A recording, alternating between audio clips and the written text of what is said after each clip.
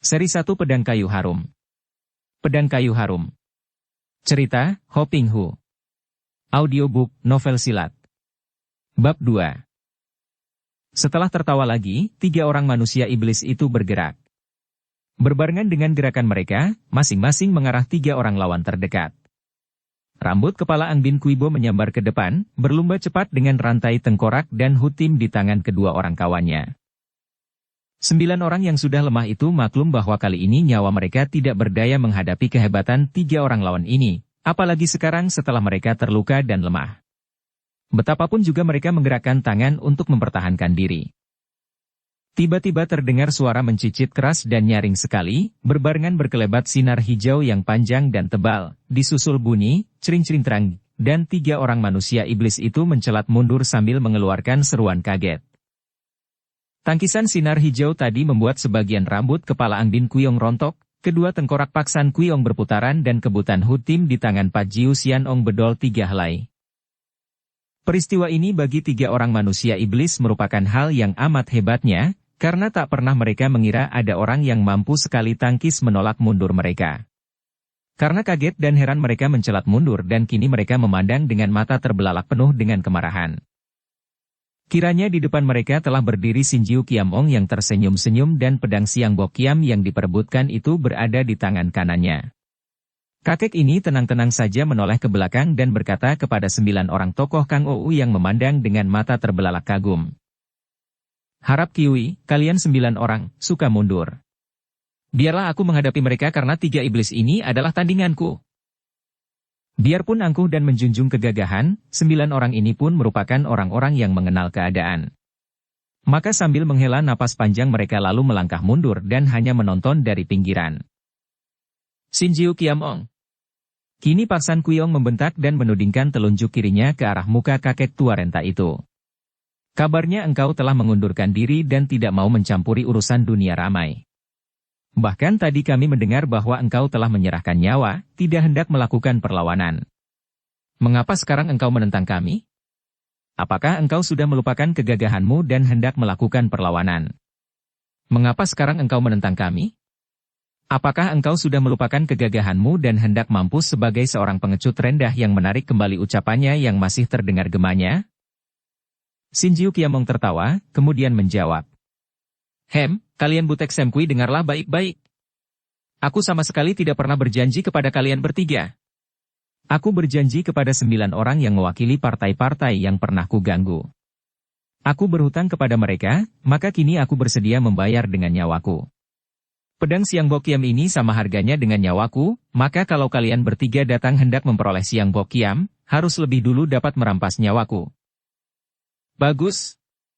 Sin Jiu Kiamong manusia sombong yang sudah hampir mampus. Kami masih suka bicara denganmu karena mengingat bahwa engkau setingkat dengan kami. Jangan sekali-kali mengira bahwa kami takut kepadamu, bentak Ang Bin Quibo marah.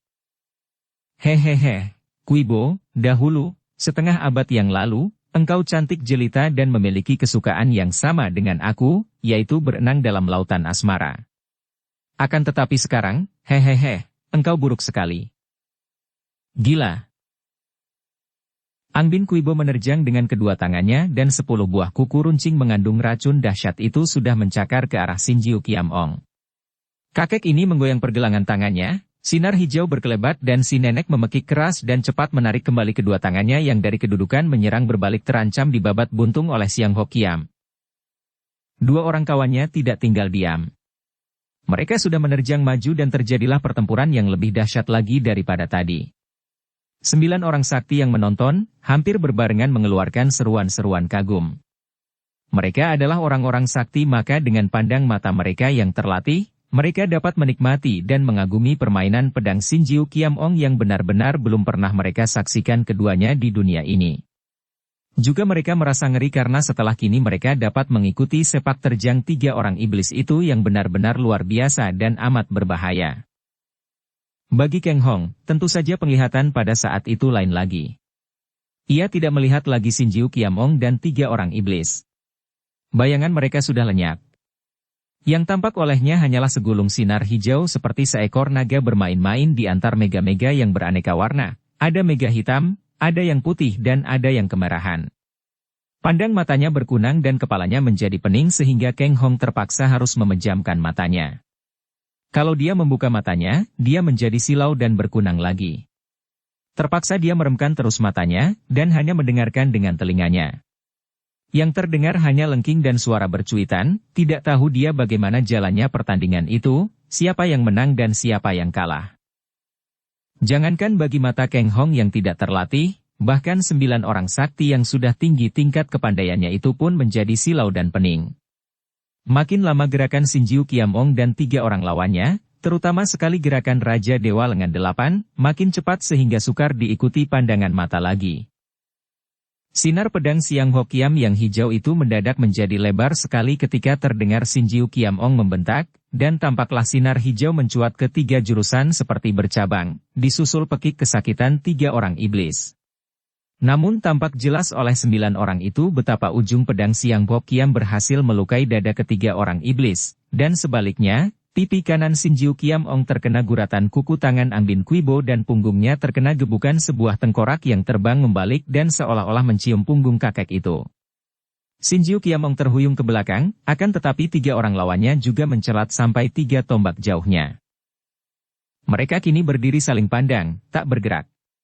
3 orang iblis itu terengah-engah, pandang mata mereka beringas, mulut menyeringai. 3 orang iblis ini diam-diam merasa girang sekali. Sin Jiu Kiam Ong telah terkena luka beracun. Racun-racun di kuku Angbin Quibo amat hebatnya, dan racun di tengkorak Paksan Kuiong juga tak kalah ampuhnya.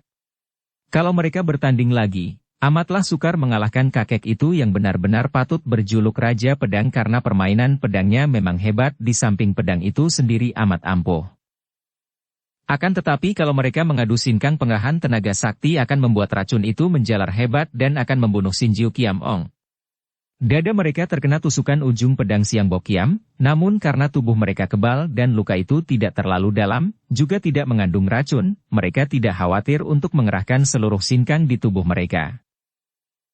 Sin Jiu Kiam Ong, bersiaplah untuk mampus, bentak Paksan Kuiong, yang sudah menekuk kedua lututnya, berdiri setengah jongkok. Kemudian setelah dia melibatkan senjata rantai di pinggangnya raksasa hitam ini mendorongkan kedua lengan sambil mengerahkan tenaga sinkang. Itulah pukulan jarak jauh yang mengandalkan Wei Kang yang sudah sempurna, dikendalikan oleh sinkang, hawa sakti, untuk memukul lawan dari jarak jauh. Pada saat yang bersamaan, Angbin Quibo yang tadi memutar-mutar kedua lengannya hingga terdengar suara berkerotokan, kedua lengannya menggigil kini mendorong lengan kanan ke depan sedangkan lengan kirinya diangkat lurus ke atas dengan telapak tangan menghadap ke atas. Pajiu Sianong sudah menancapkan hutimnya di pinggang, kemudian kedua tangannya bergerak-gerak mendorong ke depan. Berbeda dengan kedua kawannya yang mendorong dan mengerahkan sinkang tanpa menggerakkan lengan, kakek Kate ini terus-menerus menggerak-gerakkan kedua lengan dengan telapak tangan menghadap ke arah Sin Jiu Kiam Ong dan melakukan gerakan-gerakan memukul dengan telapak tangan. Terdengar bunyi, wut-wut-wut, dari kedua telapak tangan itu. Sin Jiu Kiam Ong masih tersenyum. Ia maklum bahwa lawan-lawannya hendak mengadu sinkang. Dia berjuluk Sin Jiu, tangan sakti, di samping Kiam Ong, Raja Pedang. Ia maklum bahwa lukanya yang mengandung racun itu merugikannya dalam mengadu sinkang, namun karena 3 orang lawannya sudah siap menantang, dia sebagai seorang yang berjuluk Sin Jiu, bagaimana mungkin akan menolak? Penolakan mengadu sinkang berarti memperlihatkan rasa jerih, maka sambil tersenyum dia pun lalu duduk bersila dan begitu 3 orang lawan itu menggerakkan lengan, dia pun lalu mendorong ke depan dengan kedua lengannya, menghadapi lawan. Segera terasa olehnya tenaga gabungan lawan menyerangnya. Ia mengerahkan sinkang, disalurkan ke dalam kedua lengannya, berkumpul di kedua telapak tangannya dan ketika dia mendorong, serangkum tenaga dahsyat menerjang ke depan dan menahan angin pukulan 3 orang lawannya. Kalau 9 orang tokoh Kangou itu memandang dengan hati penuh ketegangan, Kang Hong memandang dengan melongo dan hati penuh keheranan. Apakah yang mereka lakukan, pikirnya. Sungguh lucu. Mengapa mereka itu diam tak bergerak seperti patung dengan lengan diluruskan ke arah lawan? Hanya kakek Kate itu saja yang menggerak-gerakkan kedua lengan, mendorong-dorong angin kosong. Apakah mereka itu sedang bermain-main? Ataukah mereka sudah sedemikian tuanya sehingga menjadi pikun atau kehabisan tenaga setelah pertandingan yang serba cepat tadi? Tiba-tiba terdengar suara, trik-trik-trik, terus-menerus, makin lama makin nyaring. Kiranya suara itu keluar dari kuku-kuku jari tangan Ang Bin Kuibo yang sengaja sambil mendorong menyentil-nyentil antara kuku-kukunya sendiri. Sehingga mengeluarkan bunyi seperti itu. Beberapa detik kemudian suara itu disusul oleh suara menggereng keras yang keluar dari kerongkongan mulut Pat San Kuiong yang terbuka. Suara gerengan yang rendah, namun tiada hentinya, sambung menyambung dan mengandung getaran hebat. Segera dua suara ini disusul pula dengan suara dukcereng-dukcereng seperti tambur dan gembreng.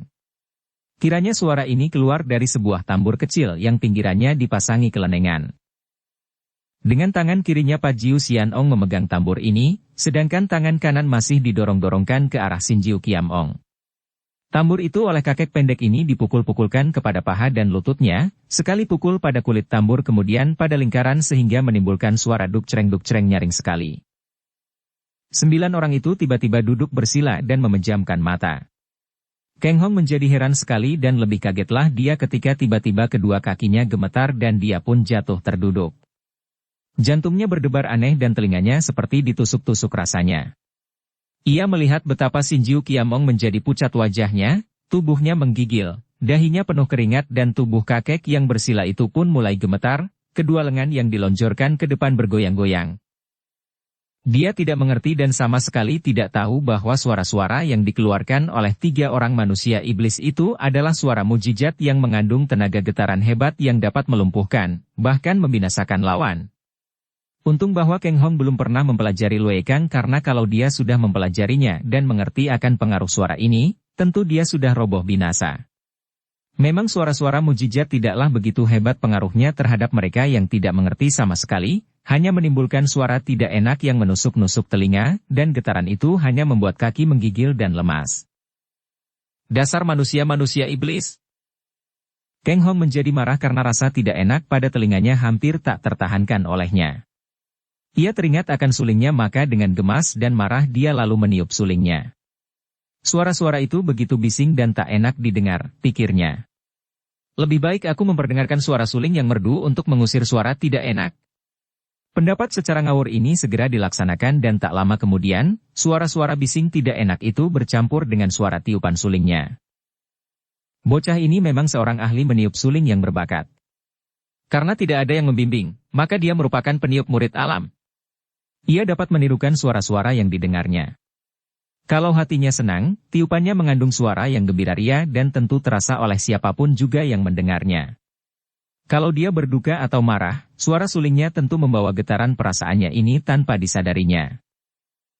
Kini dia sedang marah, maka suara sulingnya juga penuh kemarahan, bergelora dan membubung tinggi, melengking-lengking seperti bocah rewel menangis.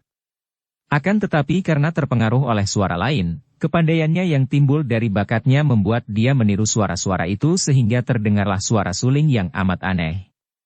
Kadang-kadang meniru suara berkeritik kuku-kuku Ang Bin Kuibo, kadang-kadang seperti menggerengnya tenggorokan Pak San Kuiong dan seringkali mengarah suara tambur di tangan Pat Jiu Xianong. Hiruk-pikuk tidak karuan, namun justru kekacauan inilah yang mengacau pula daya tekun dan daya serang rangkaian 3 suara yang dikeluarkan oleh Butek Sem Kui.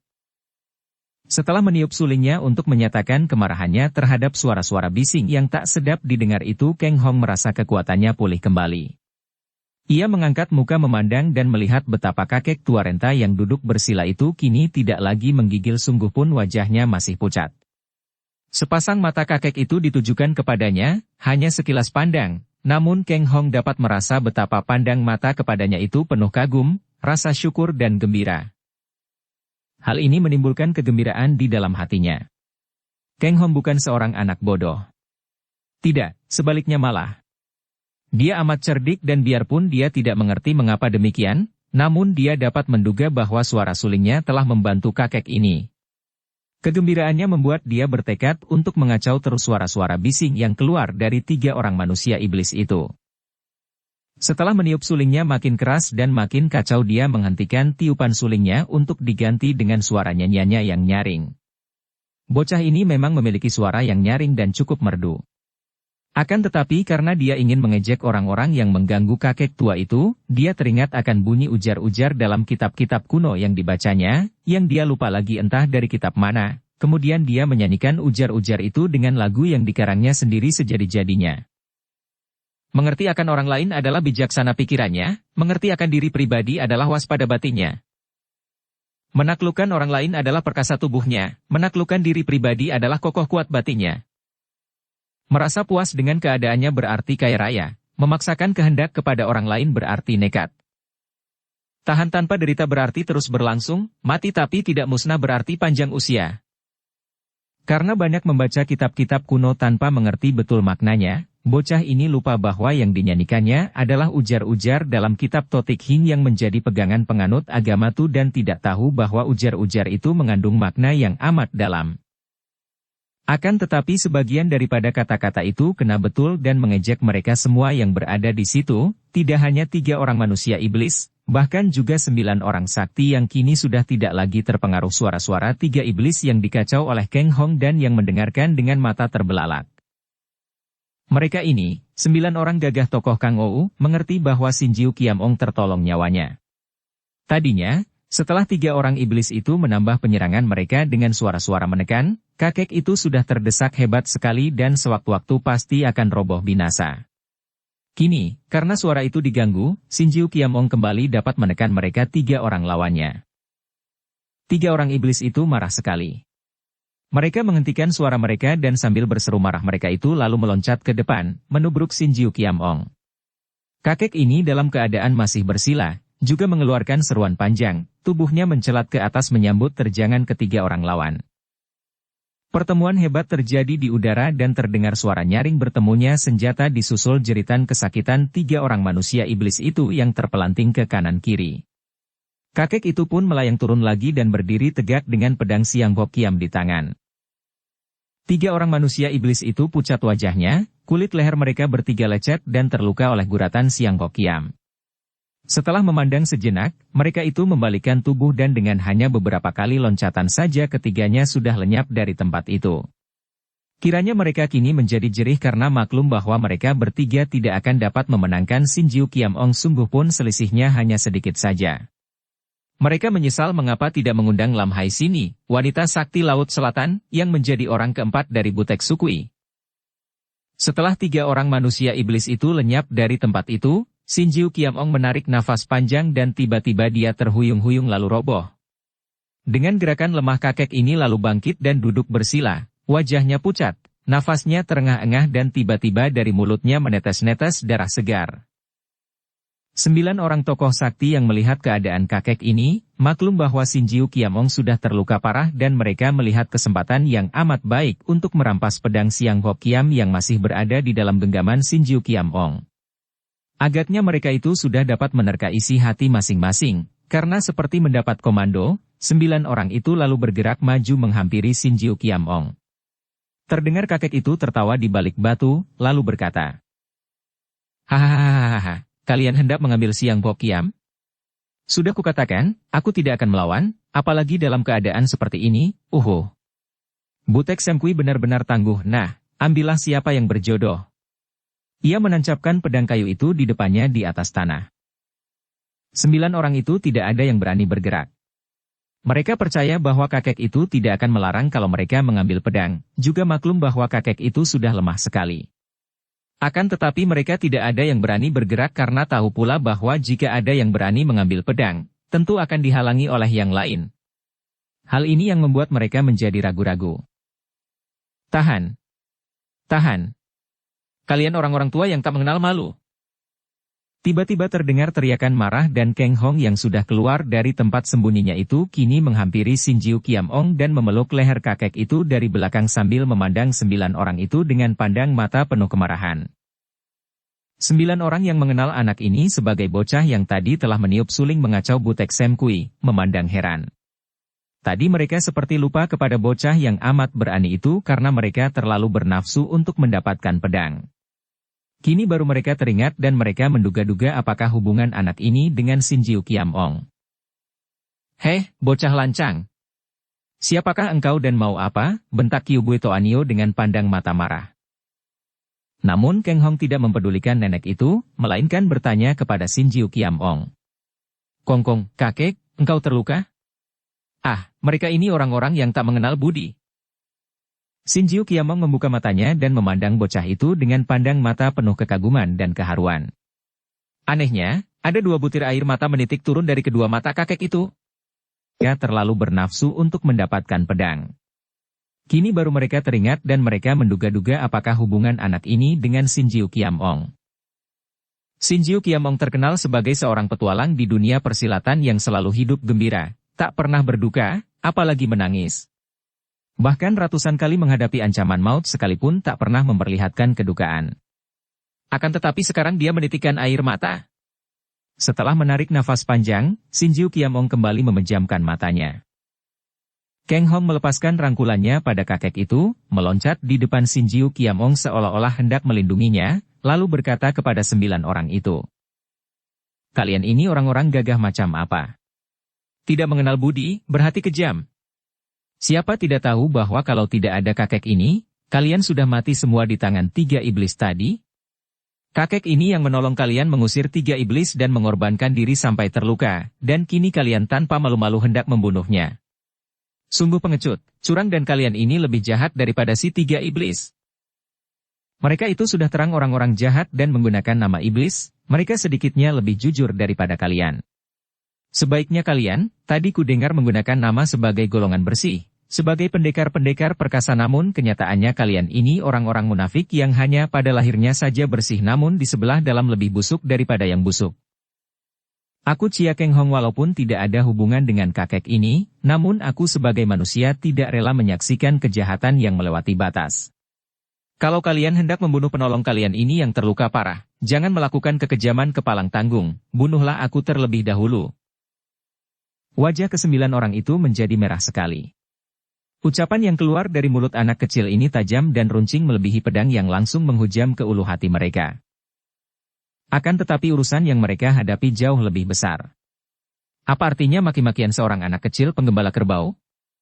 Tadi ketika memasuki hutan, mereka sudah melihat Kang Hong menyuling di atas kerbaunya. Di balik perbuatan mereka terhadap Shinjiu Qiamong yang kelihatan kejam, tersembunyi persoalan-persoalan dendam yang besar dan kiranya tidak perlu diperdebatkan dengan seorang bocah.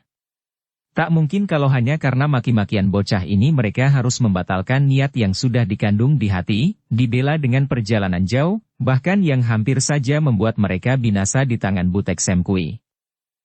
Bocah bermulut lancang, kau tahu apa? Hayo minggat dari sini. Hek Hou Tan Kai Sek Tiao Su tua itu melangkah maju hendak menyeret dan mendorong pergi Kang Hong, akan tetapi tiba-tiba dia terhuyung mundur karena ada tenaga hebat mendorongnya. Kiranya Shinjiu Qiamong kini sudah bangkit dan berdiri di dekat Kang Hong. Wajah kakek ini masih pucat, akan tetapi sinar matanya berseri dan mulutnya yang masih merah karena darah tersenyum. Tak seorang pun boleh mengganggu Chia Kang Hong. Dia ini muridku, dan dialah ahli warisku. Perkenalkan, hei para pendekar. Pandanglah baik-baik. Inilah dia muridku, orang yang akan mewarisi semua milikku termasuk pedang Siang Bok Kiam. Hahaha. 9 orang itu tercengang. Mereka bersusah payah, mengandalkan dendam mereka untuk berusaha mendapatkan pedang pusaka dan warisan kitab-kitab dan ilmu si Raja Pedang. Kini begitu saja si Raja Pedang mengangkat murid dan hendak mewariskan Siang Bok Kiam kepada seorang bocah penggembala kerbau. Omitohut. Kehendak Tuhan terjadi penuh mujizat. Tian Ti Huesio mengeluh panjang. Shinjiu Qiamong. Engkau melanggar janji, bentak Sintu Gihiab. Shinjiu Qiamong tertawa. Siapa melanggar janji? Bukankah kukatakan bahwa aku tidak akan melawan kalau kalian hendak membunuhku di sini? Bukankah aku pun tidak pernah melawan kalian tadi dan tidak menghalangi kalau kalian hendak merampas pedang Siang Bok Kiam? Bukankah kukatakan sebulan yang lalu bahwa yang berhak memiliki Siang Bok Kiam adalah orang yang berjodoh dengannya?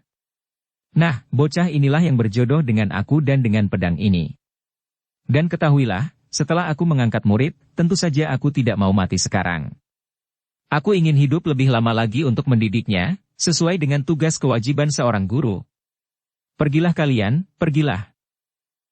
9 orang itu ragu-ragu dan mereka kecewa serta menyesal sekali.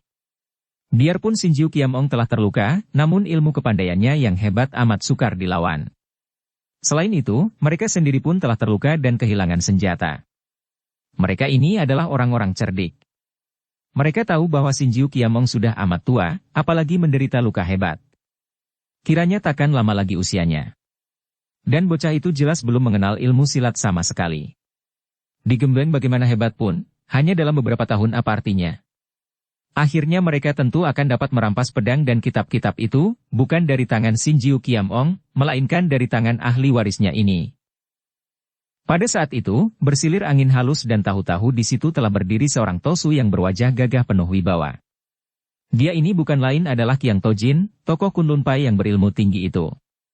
Ketika semua orang yang memandang, ternyata bukan hanya Qiang Tojin yang datang, melainkan banyak sekali Tosu-Tosu Kunlun Pai, sedikitnya ada 30 orang, semuanya memegang pedang seperti Qiang Tojin, dan gerakan mereka begitu rapi, tangkas dan ringan sehingga tahu-tahu tempat itu telah dikepung.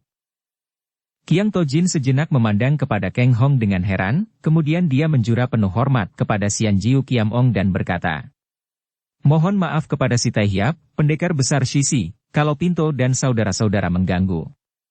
Akan tetapi, kehadiran banyak sahabat Kang Ou di Kunlun Pai masih dapat kami biarkan mengingat bahwa mereka itu adalah tamu-tamu Tai Hiap, hanya kehadiran 3 butek Semkui benar-benar tak dapat kami biarkan saja. Tokoh-tokoh datuk hitam macam mereka tidak berhak mengotorkan bumi Kunlun. Harap Tai Hiap maklum dan maafkan Pinto yang hanya memenuhi perintah suhu." Shinjiu Qiamong tertawa, dan menarik napas panjang. Tian Seng Cinjin bersikap amat sabar, sungguh patut dipuji. Kemudian dia menoleh ke arah 9 orang tokoh yang mengganggunya dan berkata, "Kalau kalian 9 orang masih tidak hendak lekas pergi, aku tidak akan menganggap kalian sebagai tamu lagi dan terserah kepada pihak Kunlun Pai akan menganggap kalian bagaimana." Qiang Tojin memutar tubuhnya memandang 9 orang itu, keningnya dikerutkan dan dia berkata, suaranya penuh wibawa dan keren. "Di antara Cui, tuan sekalian, terdapat tokoh-tokoh partai persilatan besar, tentu cukup tahu akan kedaulatan tuan rumah. Cui datang tanpa memberitahu Kunlun Pai, hal ini berarti pelanggaran kedaulatan dan tidak memandang mata kepada kami. Sungguh kami tidak dapat dikatakan keterlaluan kalau terpaksa mengusir Cui." Sikap Qiang Tojin amat keren dan 9 orang itu cukup mengenal siapa Tosu ini, maklum bahwa selain tingkat ilmu kepandaiannya amat tinggi, juga saudara-saudara Qiang Tojin yang berjumlah 30 orang dan mengurung tempat itu merupakan kekuatan yang tak mungkin dilawan mereka yang sudah terluka. Belum lagi diperhitungkan kalau Tian Seng Cinjin ketua Kunlun Pai sendiri yang datang. Maka dengan menjura dan menggumamkan kata-kata maaf, lalu membalikan tubuh dan pergi meninggalkan tempat itu. Karena mereka adalah orang-orang pandai, gerakan-gerakan mereka amat cepat sehingga dalam sekejap mata saja tempat itu menjadi sunyi dan bayangan mereka tak tampak lagi. Shinjiu Qiamong lalu berkata kepada Qiang Tojin yang sudah menyimpan kembali pedangnya ditiru oleh saudara-saudaranya yang tetap berdiri menjauh karena mereka itu kesemuanya merupakan tokoh-tokoh yang menghormati si Raja Pedang yang pernah melepas budi kepada Kunlun Pai. Hal itu terjadi belasan tahun yang lalu ketika Kunlun Pai diserbu oleh kaum sesat yang dipimpin oleh seorang datuk kaum sesat yang berilmu tinggi, sehingga Kunlun Pai mengalami bencana hebat dan terancam kedudukannya. Semua tokoh Kunlun Pai, termasuk Tian Seng Cinjin, terdesak dan hanya setelah Shinjiu Qiamong yang secara kebetulan mendengar akan serbuan ini lalu datang membantu, maka pihak musuh dapat dihalau dan si datuk sesat tewas di tangan Shinjiu Qiamong dan Tian Seng Cinjin.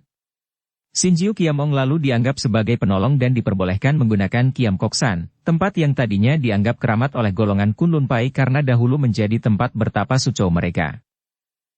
"Qiang Toyu, harap sampaikan kepada Tian Seng Cinjin guru kalian bahwa aku minta perkenannya untuk memperpanjang penggunaan Kiam Koksan sampai beberapa tahun lagi, atau lebih jelas sampai matiku karena aku ingin menggunakan sisa usiaku untuk menggembleng muridku ini." Shinjiu Qiamong meraba kepala Kang Hong yang sudah berlutut ketika melihat Qiang Tojin dan saudara-saudaranya muncul tadi. Qiang Tojin dan saudara-saudaranya tercengang dan terdengar seruan-seruan kaget dan heran. "Xian Cai, sungguh luar biasa sekali nasib anak ini." Akan tetapi, Tai Hiap menyesal bahwa hal itu tidak mungkin dapat dilakukan karena anak ini adalah orang Kunlun Pai. Shinjiu Qiamong mengerutkan alisnya dan pandang matanya berubah kecewa. Selama hidupnya dia selalu membawa kehendak sendiri dan tidak mempedulikan peraturan orang lain, akan tetapi terhadap Kunlun Pai dia merasa sungkan dan dia tahu benar bahwa kalau memang anak ini seorang murid Kunlun Pai, amat tidak baik kalau dia memaksa dan mengambilnya sebagai murid, betapapun sukanya dia terhadap anak ini. Ia lalu menunduk dan bertanya kepada Kang Hong. Hongji, anak Hong, benarkah engkau seorang anak murid Kunlun Pai? Kang Hong tadinya terheran, bingung dan juga diam-diam merasa tegang ketika secara tiba-tiba dia diangkat murid Sinjiu Kiam Ong, dijadikan ahli waris kakek yang luar biasa itu.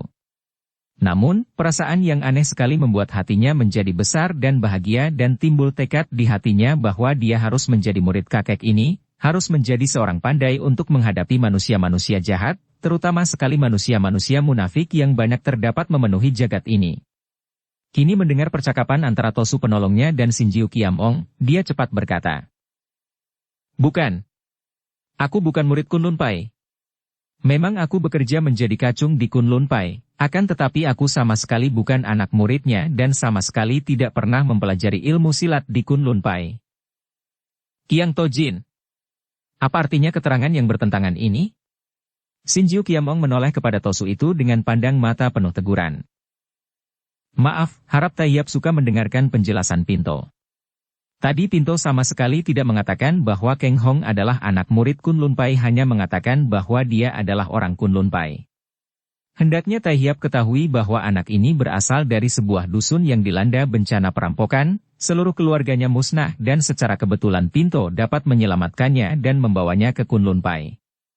Semula kami hendak menjadikannya murid Kunlun Pai, akan tetapi kami terbentur oleh peraturan baru.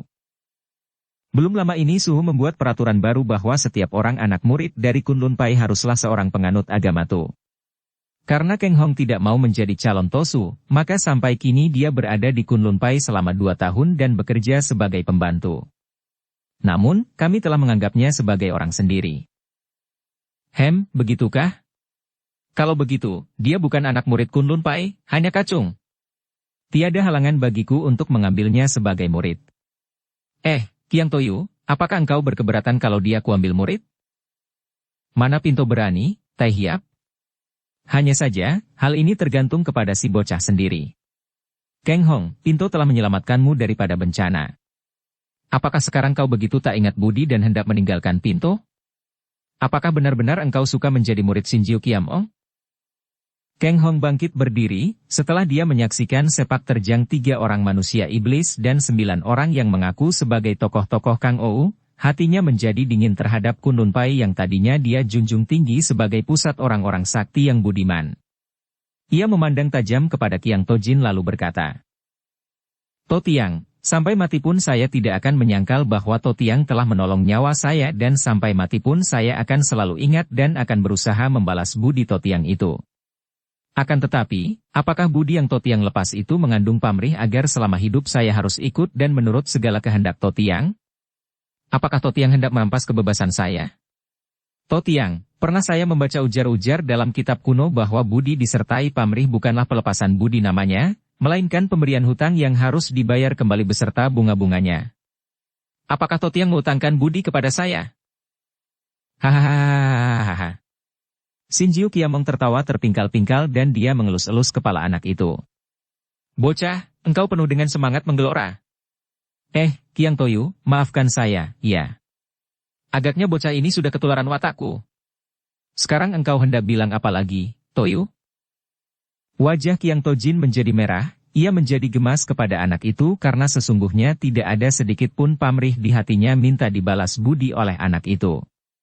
Dia tadi berusaha memisahkan Kang Hong dari Sinjiu Kiam Ong karena sesungguhnya di dalam hatinya dia tidak rela dan tidak suka melihat Kang Hong menjadi murid kakek luar biasa ini.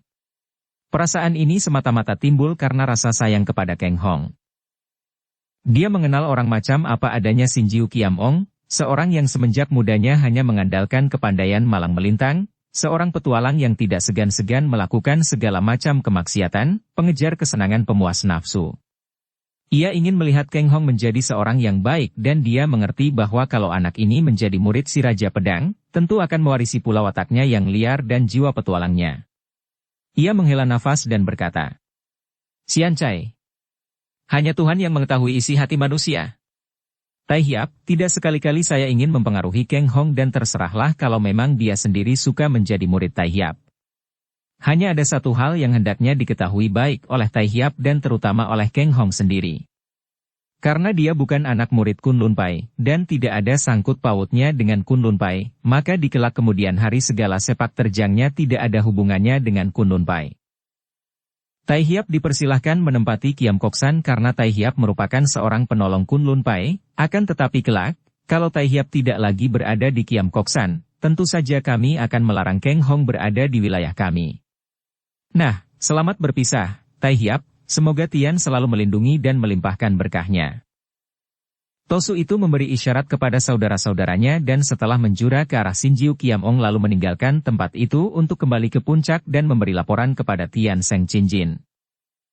Sinjiu Kiam Ong tertawa dan memegang tangan Kang Hong diajak mendaki puncak Kiam Kok San sambil berkata, "Jangan menganggap semua omongan Tosu itu, Hong Ji. Mereka itu adalah orang-orang yang terikat, terbelenggu kaki tangannya oleh agamanya, kasihan. Segala peraturan yang dibuat manusia merupakan belenggu-belenggu yang akan mengikat kaki tangannya sendiri. Namamu memakai huruf Hong, sama dengan namaku. Memang kita berjodoh." Aug. Kakek itu memegangi dadanya dan kakinya terhuyung. Kenapa? Suhu terluka? Wajah yang menyeringai menahan nyeri itu berseri kembali. Tidak seberapa hebat. Tahukah engkau bahwa ketika engkau menyebut Kongkong kepadaku, aku merasa seolah-olah engkau ini cucuku sendiri? Hahaha. Alangkah lucunya, kawin pun belum pernah, bagaimana bisa punya cucu? Kau lebih tepat menjadi muridku. Akan kuberikan seluruh milikku kepadamu, muridku. Mudah-mudahan saja tidak terlambat. Mari kita naik ke Kiam Kok San dan engkau harus rajin belajar karena waktunya tidak banyak. Aku, setan laknat 3 iblis itu. Aku terluka, kalau hanya racun saja sudah dipunahkan Siang Bok Kiam, akan tetapi, pukulan mereka merusak isi dadaku yang sudah kurang kuat. Mudah-mudahan tidak terlambat. Kang Hong tidak mengerti apa yang dimaksudkan suhunya, namun dengan patuh dia lalu mengikuti suhunya mendaki puncak. Ketika mereka tiba di bawah batu pedang, Sinjiu Kiam Ong mengempitnya dan merayap ke atas. Kang Hong merasa ngeri, akan tetapi dia menguatkan hatinya dan sedikit pun tidak menyatakan rasa ngerinya. Ketika mereka memasuki halimun tebal yang menutup bagian puncak batu pedang, Kang Hong hampir menjadi kaku oleh rasa dingin. Seluruh tubuhnya menggigil, sampai gigi atas beradu dengan gigi bawah namun dia tetap bertahan, tidak mau mengeluh sama sekali. Ketika suhunya melepaskannya dan Kang Hong memandang sekelilingnya, dia melihat bahwa kini dia berada di puncak batu pedang, dan bahwa puncaknya tidak meruncing seperti tampaknya dari bawah dan halimun tebal itu pun tidak mencapai puncak, melainkan mengambang di bawah. Dukung channel Novel Silat dengan subscribe, follow, like, komen dan share. Puncak itu sendiri tersinar cahaya matahari yang amat indah dan puncak itu lebar berbentuk segi 4 seolah-olah tadinya puncak itu meruncing kemudian patah. Lebarnya lebih dari 50 meter dan di situ terdapat sebuah pondok kecil, dan tanah atau batu di situ ditumbuhi rumput dan lumut hijau muda. Sekeliling puncak itu hanya tampak halimun belaka, seolah-olah tempat itu bukan bagian dunia lagi, melainkan di dunia lain, di tengah-tengah langit antara awan-awan putih.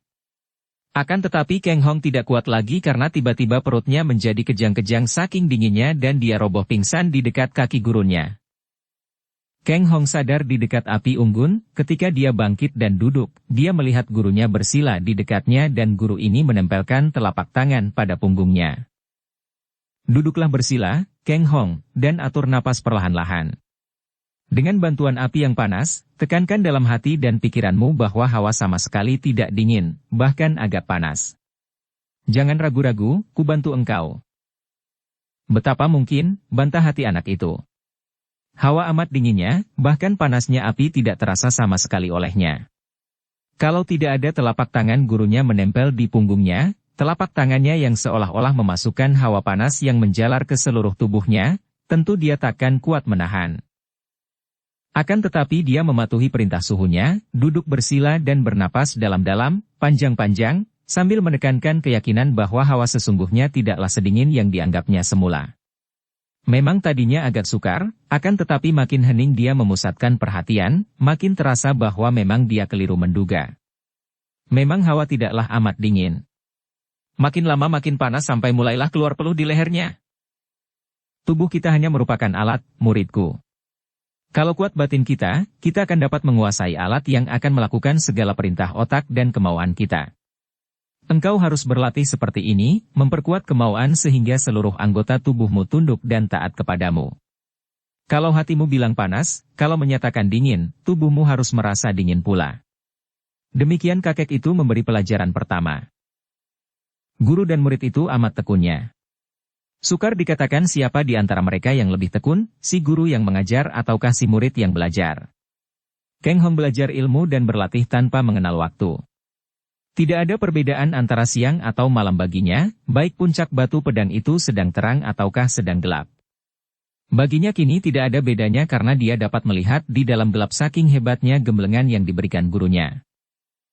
Ia mengasuh kalau tubuhnya sudah tidak kuat lagi. Hanya tidur kalau matanya sudah tidak kuat menahan kantuk, hanya makan kalau perutnya sudah tidak dapat menahan lapar dan minum kalau kerongkongannya sudah tidak dapat menahan haus. Dalam beberapa bulan saja dia sudah dapat turun dari batu pedang untuk mencari bahan makanan menggantikan pekerjaan gurunya. Sinjiu Kiamong menggembleng muridnya dengan cara yang luar biasa, segala pengertian dasar ilmu silat dia berikan dengan cara kilat. Latihan Wei Kang dan Gin Kang dia berikan dan tekankan agar dilatih terus-menerus oleh muridnya. Latihan Samadhi dan mengatur pernapasan untuk mengumpulkan sinkang, hawa sakti, di dalam tubuh, sambil sedikit demi sedikit, memindahkan, sinkangnya sendiri melalui telapak tangan yang dia tempelkan di punggung muridnya. Luar biasa sekali kemajuan yang diperoleh Keng Hong. Cepat dan memang anak ini amat cerdik, setiap pelajaran yang diberikan selalu menempel di dalam ingatannya. Akan tetapi sebaliknya, kalau Keng Hong memperoleh kemajuan yang hebat dan cepat, adalah Sinjiu Kiamong makin lama makin lemah dan pucat.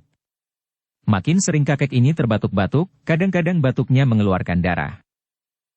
Kakek ini menderita luka di sebelah dalam tubuhnya akibat pertandingan melawan Butek Sem Kui dahulu dan kini karena terlampau rajin dan memaksa tenaga, dia menjadi berpenyakitan dan lemah. Namun hal ini tidak mengurangi semangatnya dan terus melatih muridnya secara teliti dan tekun karena dia merasa yakin bahwa hal ini merupakan kewajiban terakhir dalam hidupnya yang tidak berapa lama lagi itu. Sang waktu lewat dengan amat cepatnya. Memang tidak keliru kalau dikatakan oleh penyair kuno bahwa kecepatan waktu melebihi kilat, namun lambatnya mengalahkan kelambatan seekor keong. Setahun terasa seperti sehari kalau diperhatikan. Sebaliknya kalau diperhatikan dan ditunggu, sehari terasa setahun.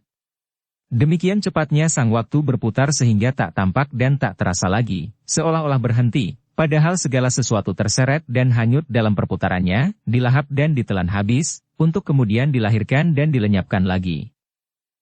Tanpa terasa, apalagi bagi yang mengalaminya sendiri, telah 5 tahun lamanya Keng Hong hidup berdua dengan gurunya di puncak batu pedang.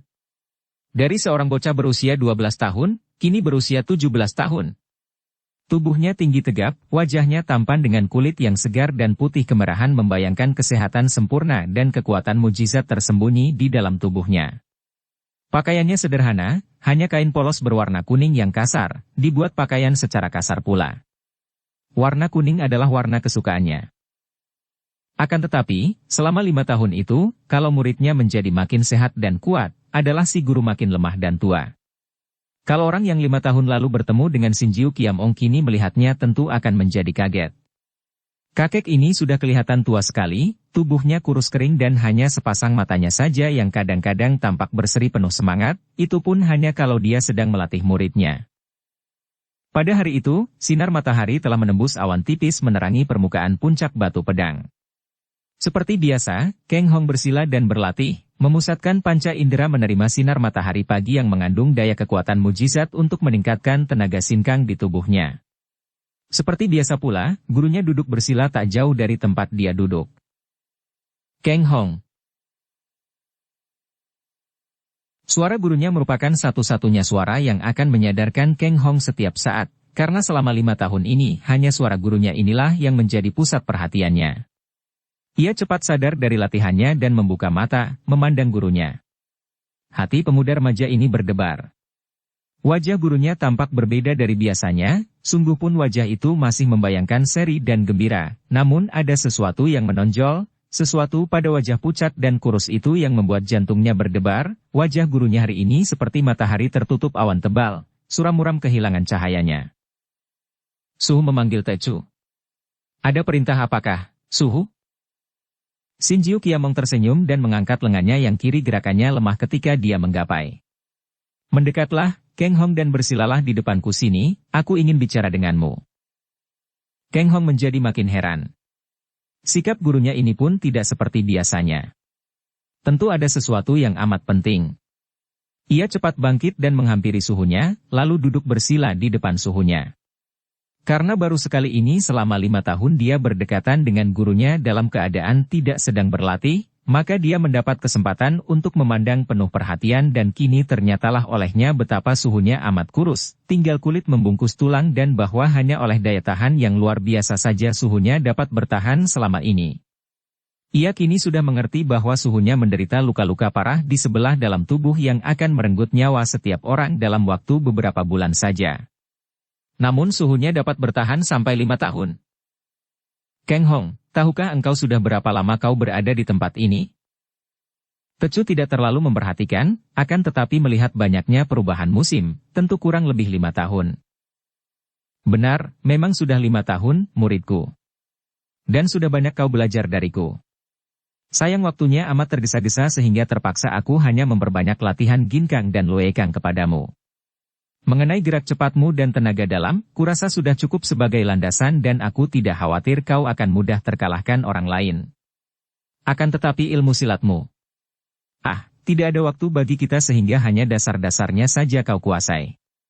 Padahal ilmu silat di dunia ini amatlah banyaknya, Kang Hong. Dan selain dasar-dasar ilmu silat tinggi, engkau baru menguasai ilmu silat dengan tangan kosong yang sederhana dan juga ilmu pedang Sianggok Kiamsut belum kau kuasai seluruhnya. Hal inilah yang memberatkan hatiku, karena kalau engkau bertemu dengan orang-orang sakti seperti 9 orang tokoh yang pada 5 tahun yang lalu menyerbu ke sini, apalagi bertemu dengan Butek Sukui, 4 iblis tanpa tanding, kepandaianmu masih belum dapat diandalkan. Kang Hong mengerutkan alisnya yang hitam panjang dan tebal. Akan tetapi, Suhu, apa hubungannya kesaktian mereka dengan Tecu? Suhu sudah tahu pendirian Tecu, yaitu belajar ilmu kepada Suhu untuk memperkuat diri lahir batin, ilmu dipelajari untuk menjaga diri daripada serangan dari luar, baik serangan lahir maupun batin. Tecu tidak ingin mencari musuh. Hahaha, muridku, engkau masih hijau dan tidak mengenal watak manusia, juga belum mengenal watak dan dirimu pribadi. Tidak ada makhluk seserakah manusia. Kalau engkau sudah turun ke dunia ramai, akan kau temui semua sepak terjang manusia yang membabi buta karena dorongan nafsu mereka sendiri. Kau tidak mencari musuh, namun engkau akan dimusuhi. Dan mau tidak mau engkau akan terseret dan terlibat ke dalam rantai yang tak kunjung putus, rantai pergulatan dan permusuhan antara manusia demi untuk memenangkan dan memuaskan hawa nafsu yang menguasai diri pribadi. Aku pun dahulu menjadi seorang di antara mereka yang menjadi abdi nafsuku sendiri, Kang Hong. Aku tidak pernah memusuhi orang, tidak pernah mengandung maksud hati melakukan kejahatan terhadap diri orang lain. Namun, pengejaran ke arah pemuasan nafsuku membuat aku bentrok dengan lain orang, dan membuat aku dicap sebagai seorang tokoh sesat. Baru sekarang aku menyesal, namun apa gunanya sesal yang terlambat? Biarlah, akan kutanggung segala akibat dan hukuman. Dan aku minta kepadamu agar engkau pun kelak akan berani mempertanggungjawabkan semua perbuatanmu. Jangan menjadi seorang manusia yang munafik, yang pura-pura alim. Kalau memang bersih, usahakan agar bersih luar dalam. Kalau engkau tak kuasa menahan hasrat melakukan sesuatu, lakukanlah dengan dasar tidak merugikan orang lain dan berani mempertanggungjawabkan segala akibat kelakuanmu itu. Hal ini berarti melakukan sesuatu dengan mata dan hati terbuka. Tecu mengerti, Suhu. Nah, kuulangi lagi. Kepandaianmu masih jauh daripada cukup untuk menghadapi lawan-lawan tangguh. Akan tetapi tiada waktu bagiku. Ia menghela napas panjang. Butek Sukui benar-benar hebat. Sampai sekarang masih ada bekas tangan mereka. Rambut dan kuku Angbin Kuibo amat berbahaya, juga senjata tengkorak Paksan Kuiong. Hutim dan ilmu silat tangan kosong Pajiu Kiamong sukar dilawan. Apalagi kalau bertemu dengan Lam Hai sini. Wah, sukar dikatakan atau diukur sampai di mana sekarang tingkat kepandaian wanita iblis itu. Kiranya engkau baru akan dapat menandingi mereka kalau engkau sudah mempelajari semua kitab peninggalanku yang rahasia, Tempat persembunyiannya berada di dalam Siang Bok Kiam ini, muridku. Kang Hong memandang ke arah pedang di tangan suhunya itu dengan penuh keheranan, mengertilah dia sekarang mengapa tokoh-tokoh sakti itu memperebutkan pedang kayu ini, kiranya merupakan kunci pembuka rahasia kitab-kitab pelajaran silat tinggi yang dikumpulkan oleh suhunya. Sudah seringkali dia diperbolehkan menggunakan Siang Bok Kiam untuk berlatih ilmu pedang Siang Bok Kiam Sut yang sengaja diciptakan gurunya untuk dia, akan tetapi tidak pernah dia melihat sesuatu yang aneh pada pedang itu, kecuali huruf-huruf kecil yang terukir di dekat gagang pedang yang isinya merupakan ujar-ujar kuno. Apakah suhu menyuruh Teju untuk mempelajari kitab-kitab itu? Tanyanya untuk menyembunyikan ketegangan hatinya. Barang yang mudah didapat tidak akan dihargai, yang sukar didapat barulah berharga, Hongji. Kitab-kitab dan benda-benda yang terkumpul di dalam tempat rahasiaku itu juga baru akan berharga bagimu kalau kau mendapatkannya dengan sukar. Akan tetapi tidak hanya kesukaran menjadi syarat, namun terutama sekali jodoh. Kalau memang engkau berjodoh dengan peninggalanku tentu kelak akan bisa kau dapatkan. Boleh kau cari sendiri melalui Siang Bok Kiam ini. Nah, kau terimalah Siang Bok Kiam, kuberikan kepadamu, muridku. Kang Hong terkejut dan memandang wajah gurunya dengan mata terbelalak. Ia belum menerima pedang yang diangsurkan kepadanya, dan bertanya meragu. Akan tetapi, Suhu pernah bilang bahwa Siang Bok Kiam seperti nyawa bagi Suhu. Bagaimana dapat diberikan kepada Teju? Hahaha, pedang ini milik siapa dan nyawa ini milik siapa? Terimalah sebagai tanda patuh kepada guru. Kang Hong tak berani membantah lalu menerima pedang Siang Bok Kiam yang telanjang itu.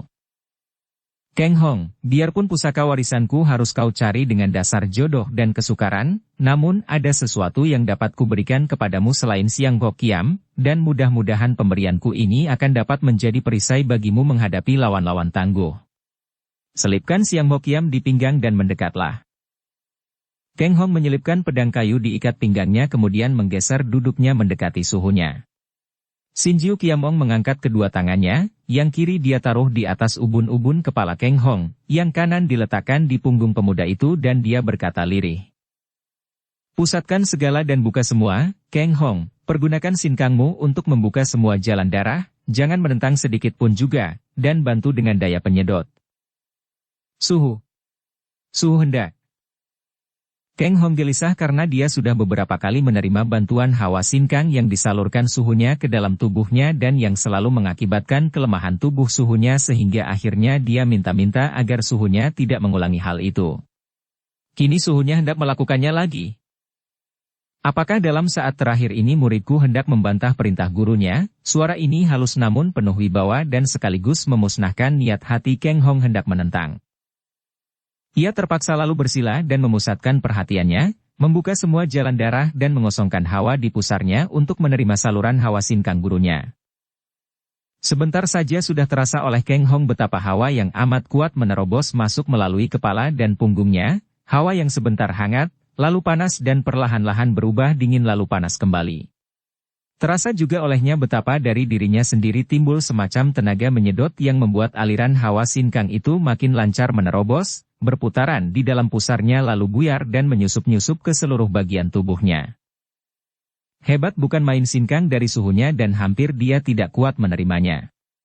Kadang-kadang hawa yang memasuki tubuhnya sedemikian panasnya hampir tak tertahankan, akan tetapi karena dia pun sudah bertahun-tahun berlatih, dia dapat melawannya dengan menyesuaikan diri melalui kekuatan kemauannya sehingga yang panas itu terasa hangat-hangat saja. Entah berapa lamanya guru dan murid ini duduk tak bergerak. Kang Hong sendiri tidak tahu karena dia telah memusatkan seluruh perhatiannya ke dalam tubuh. Ia seolah-olah berada dalam keadaan mimpi atau pingsan. Baru dia sadar ketika merasa betapa hawa yang terasa seolah-olah air mancur memasuki tubuhnya melalui kepala dan punggung itu telah berhenti, dan betapa ubun-ubun dan punggungnya terasa dingin. Kang Hong membuka mata, melihat suhunya masih bersila dan memejamkan mata, bibirnya tersenyum. Akan tetapi ada sesuatu yang membuat Kang Hong cepat memegang kedua lengan suhunya yang tadinya terletak di atas ubun-ubun dan punggungnya, terkulai lemas dan dingin. Suhunya telah menghembuskan napas terakhir, entah sudah berapa lamanya. Suhu. Kang Hong meloncat bangun. Melihat tubuh yang bersila itu kini kehilangan sandaran dan akan roboh, cepat dia menyangganya dan merebahkannya di atas permukaan batu. Sekali lagi dia memeriksa detak jantung dan napas. Tak terasa lagi, suhunya telah meninggal dunia karena dia. Karena, mengoper, Sin Kang sampai kehabisan segala-galanya.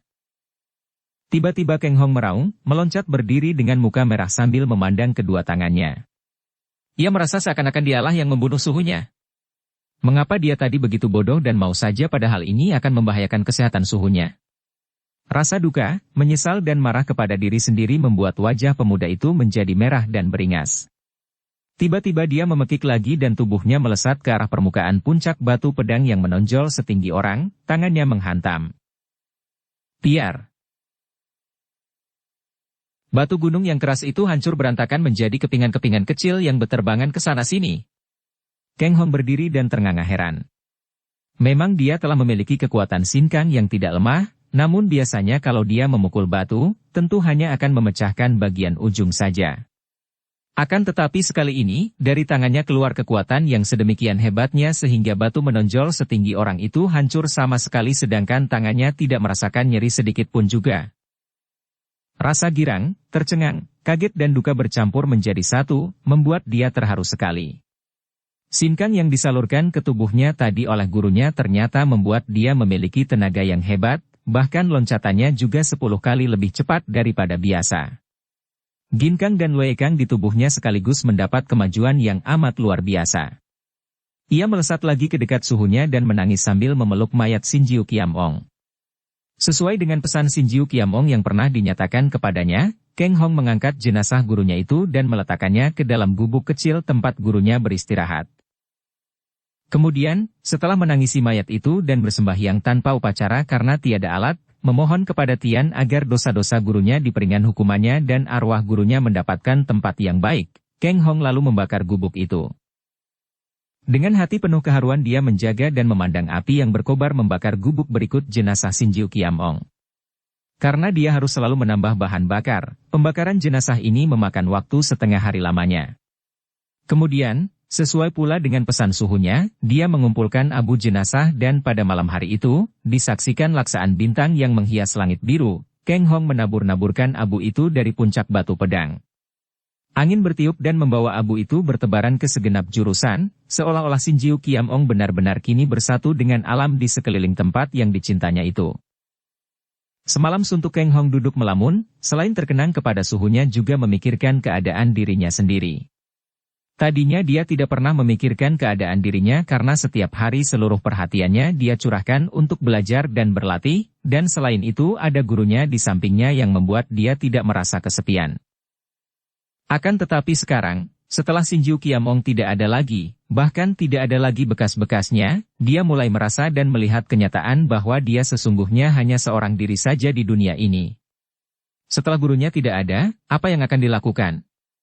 Kemana dia akan pergi? Apa tujuan hidupnya selanjutnya?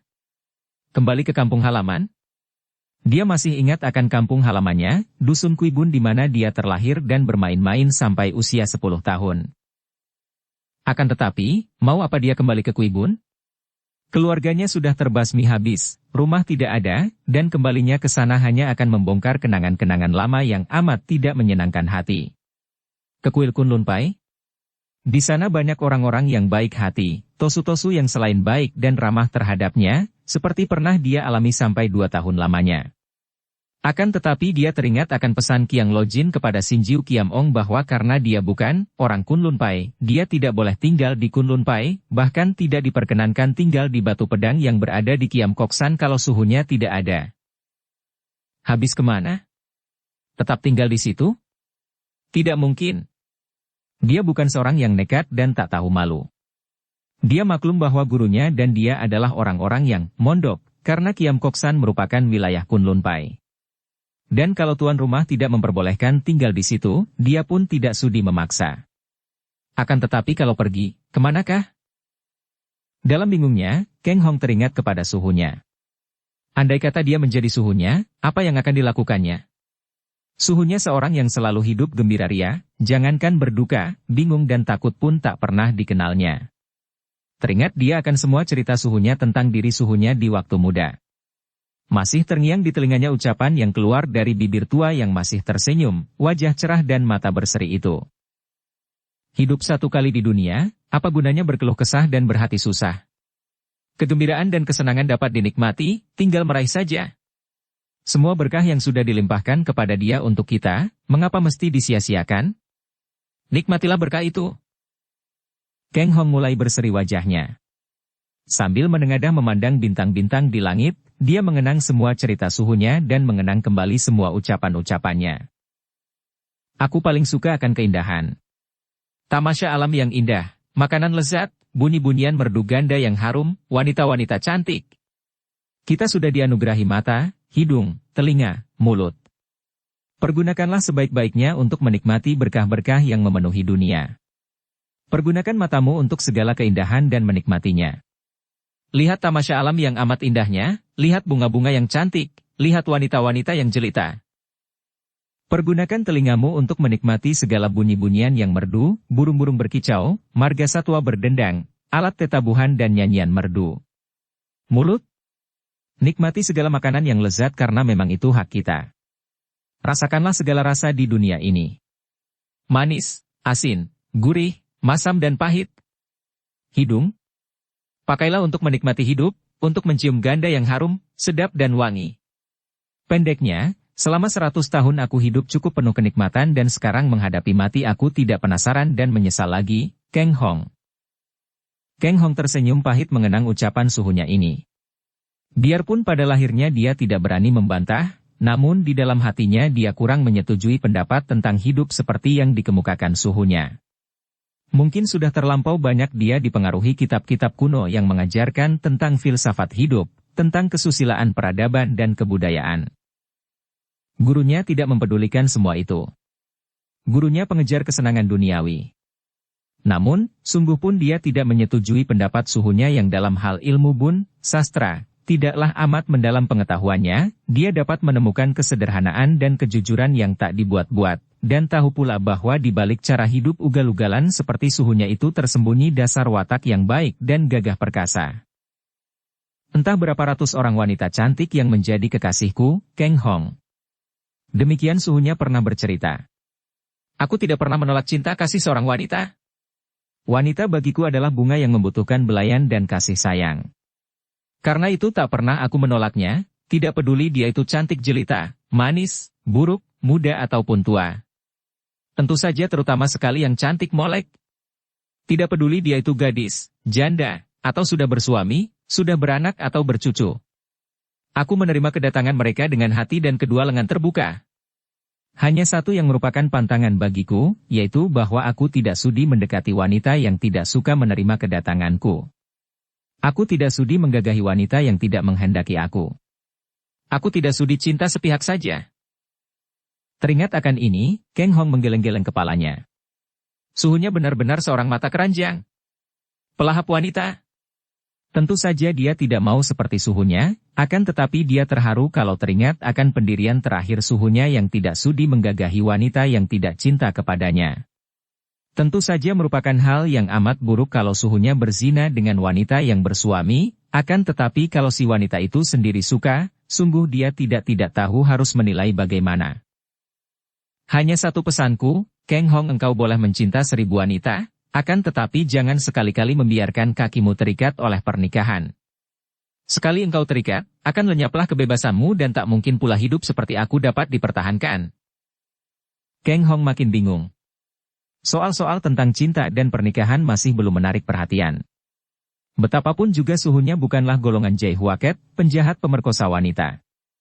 Dan suhunya tidak pernah dengan sengaja melakukan kejahatan kepada orang lain. Kalau dia sampai dimusuhi adalah sebagai akibat dari sikapnya yang ugal-ugalan, melayani cinta kasih wanita-wanita istri orang lain, kemudian kalau menghendaki setiap benda, terus diambilnya begitu saja dengan dasar bahwa yang kehilangan benda itu tidak akan menderita. Maka terjadilah perampokan benda-benda berharga milik pembesar-pembesar tinggi yang kaya raya, pencurian kitab-kitab dari partai-partai persilatan besar, permainan jinah dengan istri-istri cantik, dan sebagainya sehingga di dunia ini dia mempunyai banyak sekali musuh. Kang Hong bergidik ngeri. Ia tahu bahwa banyak sekali orang sakti menginginkan pusaka warisan suhunya yang kuncinya terdapat dalam Siang Kok Kiam. Bagaimana kalau dia turun gunung lalu dikejar-kejar mereka itu yang hendak merampas Siang Kok Kiam?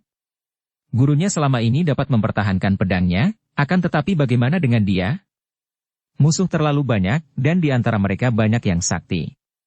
Betapa mungkin dia dapat menandingi mereka dan mempertahankan Siang Bo Kiam?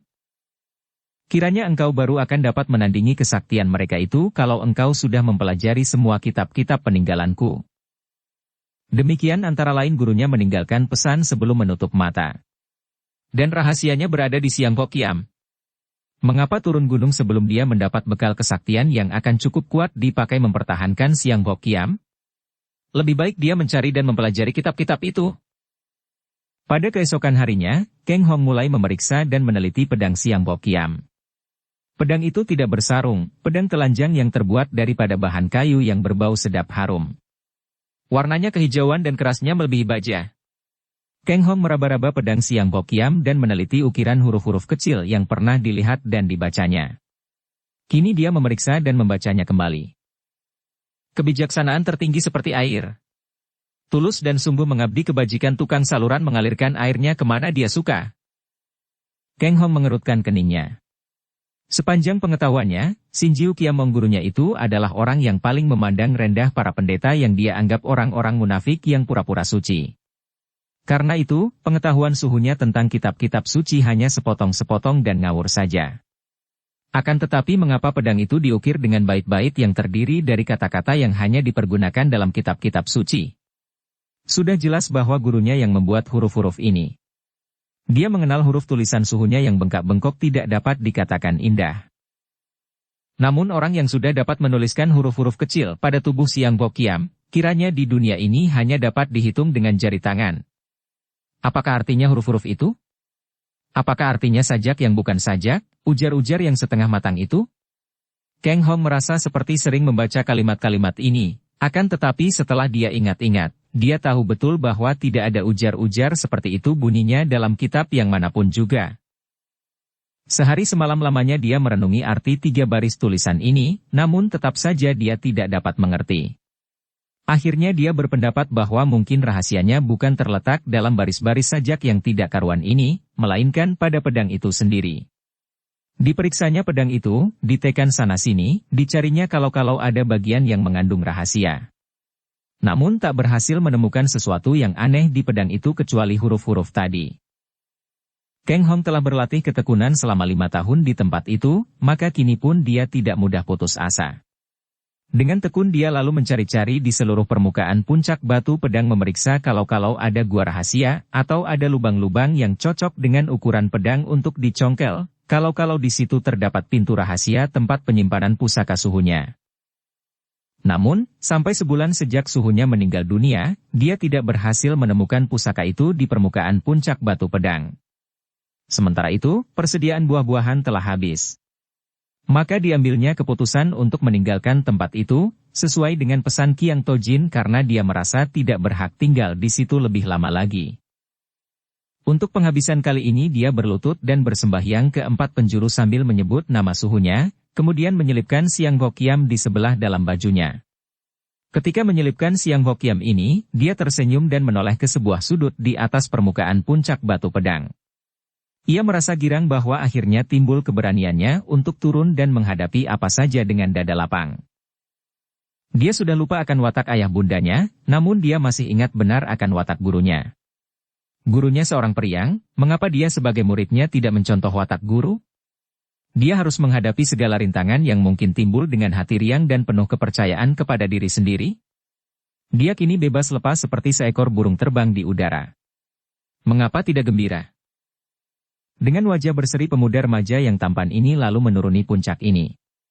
Setelah mengoperasikan suhunya sebulan yang lalu, dia merasa tubuhnya demikian penuh hawa yang amat kuat, yang membuat dia dapat meringankan tubuhnya, dan menuruni tebing yang curam itu dapat dia lakukan dengan amat mudahnya, jauh lebih mudah daripada yang sudah-sudah kalau dia turun mencari persediaan makan untuk suhunya dan dia. Ai, tolong, lepaskan aku. Jerit melengking ini jelas keluar dari mulut seorang wanita. Kang Hong yang tadinya mengira bahwa turunnya tentu akan dihadang musuh, mendapat kenyataan bahwa Kiam Kok San, puncak lembah pedang, di bawah batu pedang sunyi saja. Akan tetapi tiba-tiba dia mendengar lengking yang mengerikan itu, yang membuat bulu tengkuknya berdiri. Apalagi karena sebagai seorang yang tergembleng hebat, dia mendapat perasaan seolah-olah banyak pasang mata yang selalu mengikuti gerak-geriknya. Kang Hong tidak mempedulikan perasaan ini karena dia sudah melesat ke kiri, berlari ke arah suara yang menjerit tadi. Apapun yang terjadi, sudah pasti bahwa di sana ada seorang wanita yang minta tolong, yang membutuhkan bantuan karena terancam keselamatannya. Jangan menolak setiap uluran tangan yang minta tolong, demikian pesan gurunya. Namun waspadalah terhadap tangan yang berniat menolongmu. Bukan karena teringat akan pesan suhunya, melainkan terutama sekali karena dorongan hati sendiri. Kang Hong melesat cepat untuk menolong wanita yang terancam bahaya, timbul dari dorongan welas asih yang memang sudah ada pada tiap hati manusia.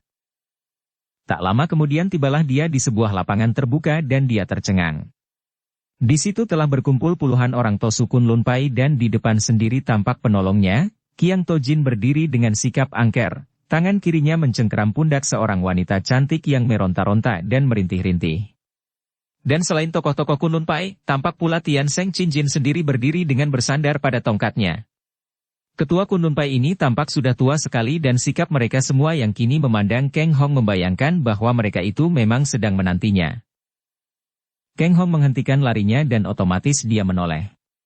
Benar saja seperti dugaannya tadi, di sebelah belakangnya kini muncul belasan orang Tosu Kunlun Pai dan dia berdiri terkurung di tengah, berhadapan dengan Qiang Tojin yang menangkap wanita cantik itu dan ketua Kunlun Pai yang berdiri dengan sikapnya yang agung dan ramah. Kang Hong merasa seolah-olah menjadi seekor kelinci yang dikurung oleh puluhan ekor harimau kelaparan. Akan tetapi, dia adalah seorang yang sejak kecil sudah belajar kesopanan.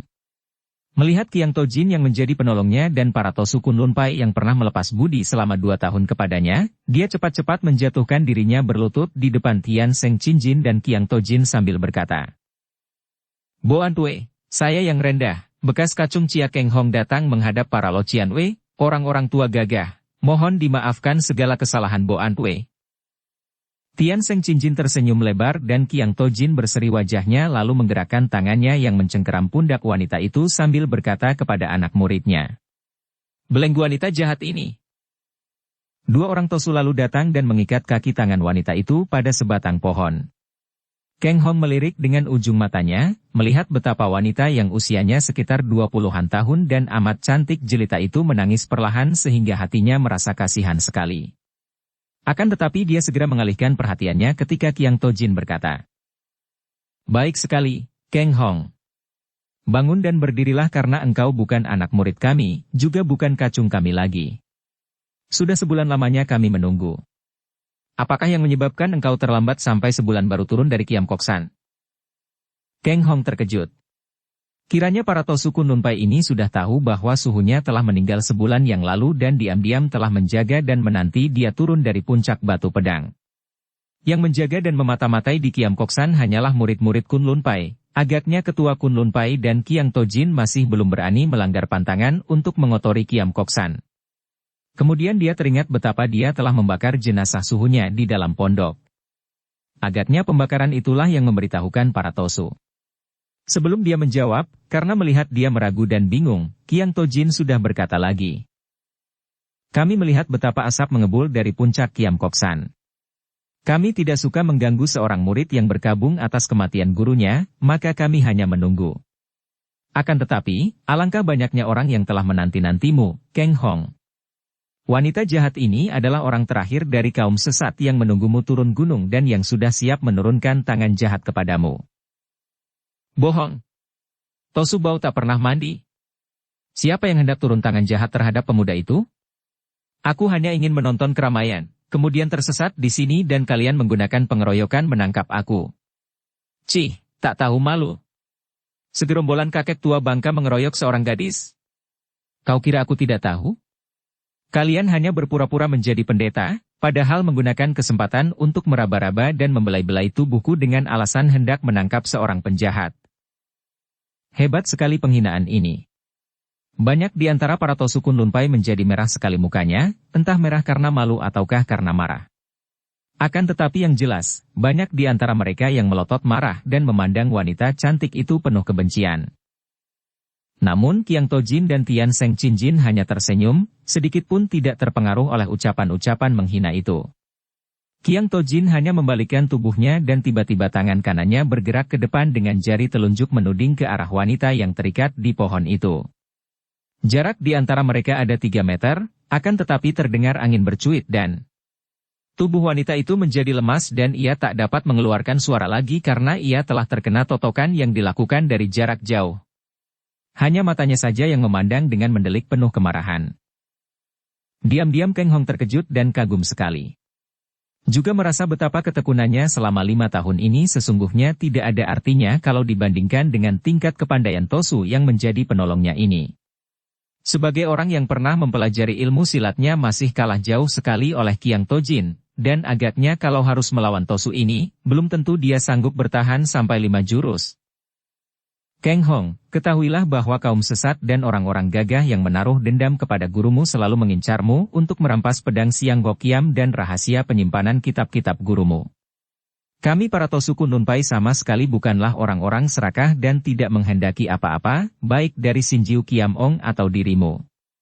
Akan tetapi, mengingat bahwa engkau datang ke Kunlunpai tidak membawa apa-apa, maka kepergianmu dari sini pun tidak boleh membawa apa-apa.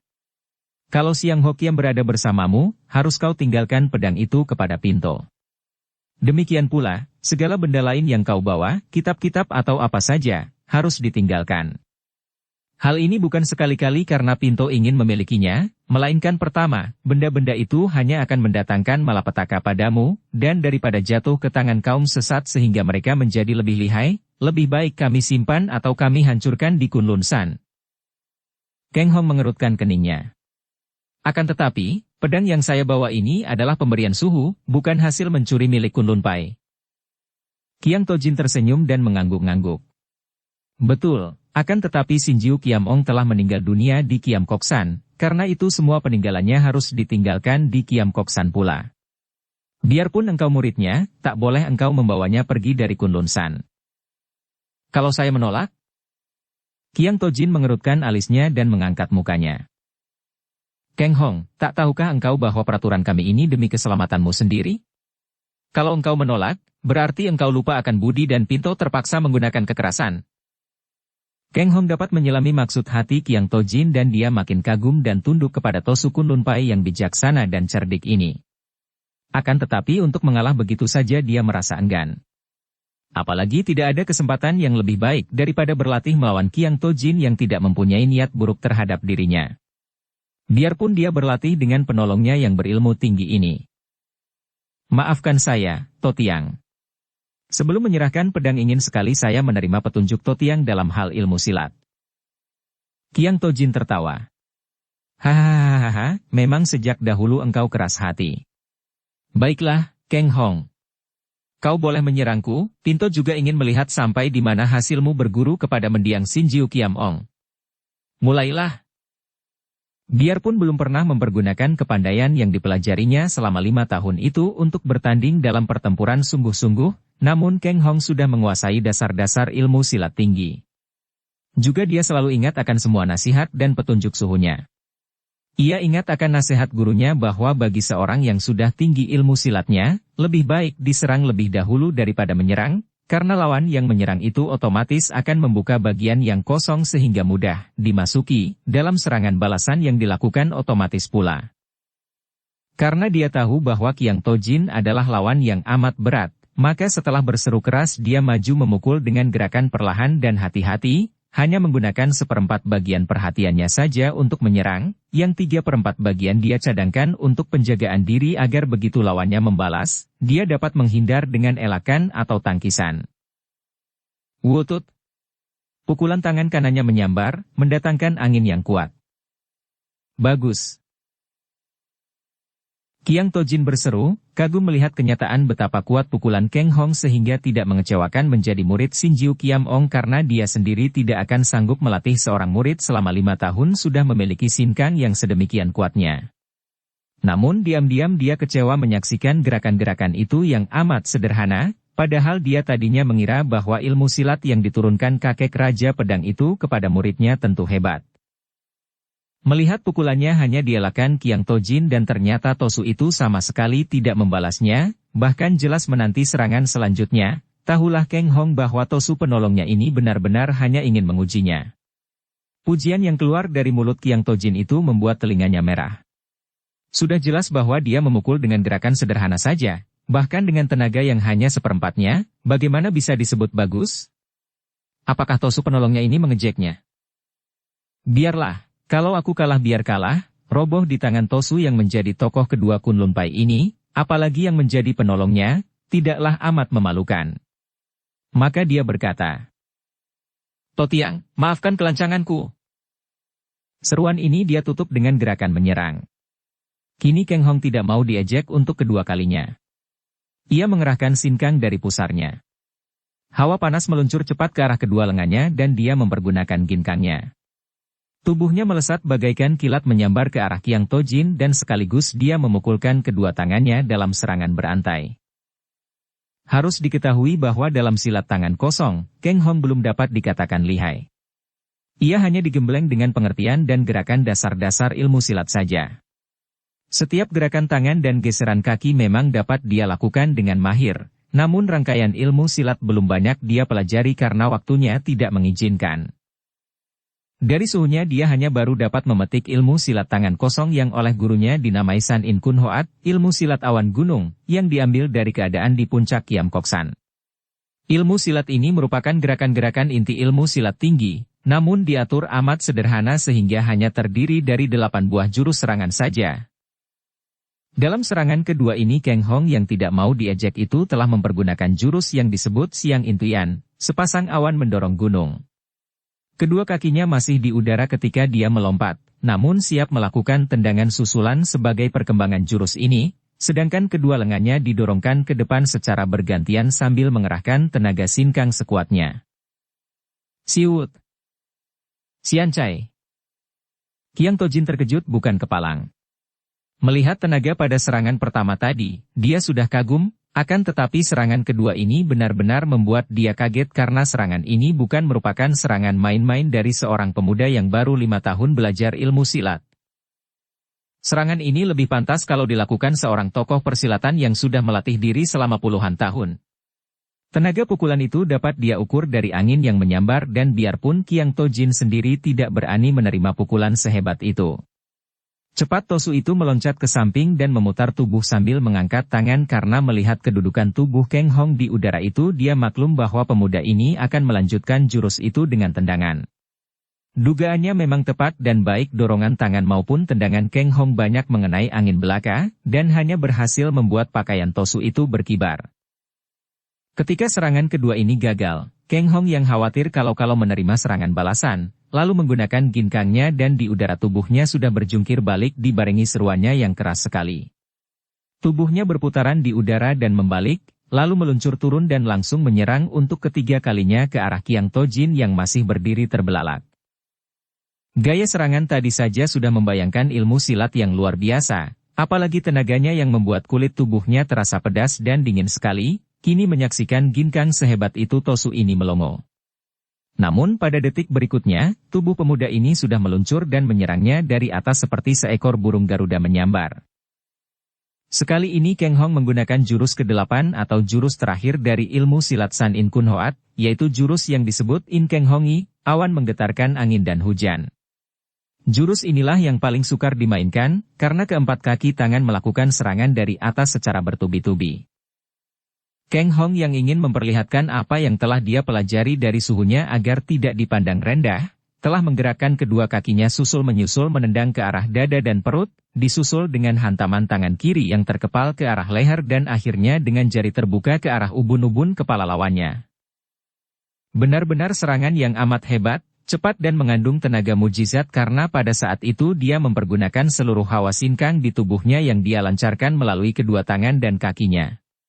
Dengan pukulan seperti inilah ketika dia marah-marah kepada diri sendiri di puncak batu pedang, dia telah menggempur batu menonjol sehingga batu setinggi orang itu telah hancur lebur. Haya! Qiang Tojin benar-benar kaget sekali sekarang. Ia maklum bahwa sedikit pun dia tidak boleh memandang ringan serangan ini dan dia pun maklum bahwa serangan ini terlalu dahsyat dan berbahaya. Maka dia mengerahkan perhatian dan tenaganya. Tendangan kedua kaki mengarah perut dan dadanya dia hindarkan dengan elakan cepat, demikian pula pukulan ke arah lehernya.